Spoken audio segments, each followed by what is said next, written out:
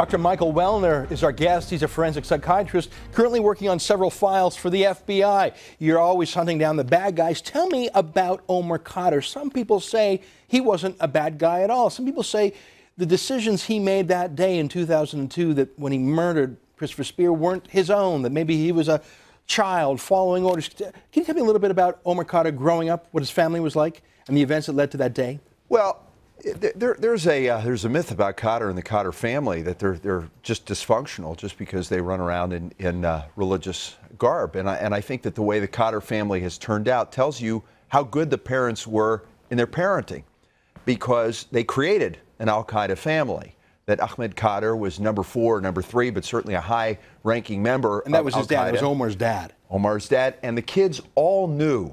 This wasn't hidden from the family. They were all aware of it. The boys took part in military training. Yeah, I mean, what kind of people would he have met? I mean, his father was a fundraiser for al-Qaeda, but he also personally was a friend of Osama bin Laden himself. Tell me the kind of meetings, the kind of business that Omar Khadr would have been at his father's side for. Well, think about how many people really had an opportunity to have proximity to bin Laden.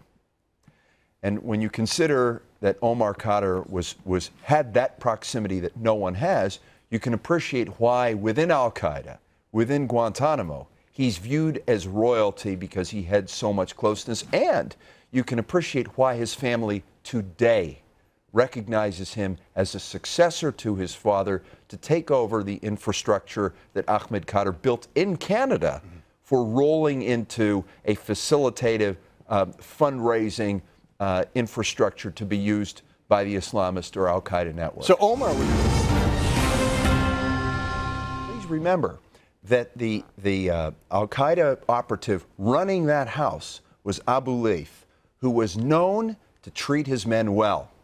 And if Ahmed Khadr is going to send his son somewhere, you better believe he's going to send his son somewhere where the leadership is responsible. And that responsible leadership felt comfortable enough with Omar Khadr, knowing who his father was, to use him in a propaganda tape building bombs. We've got a copy of that tape of Omar assembling IEDs. And comfortable with him. Again, yeah. You're assembling explosives. You want them to work at the very least. You don't want them to go off at the very most.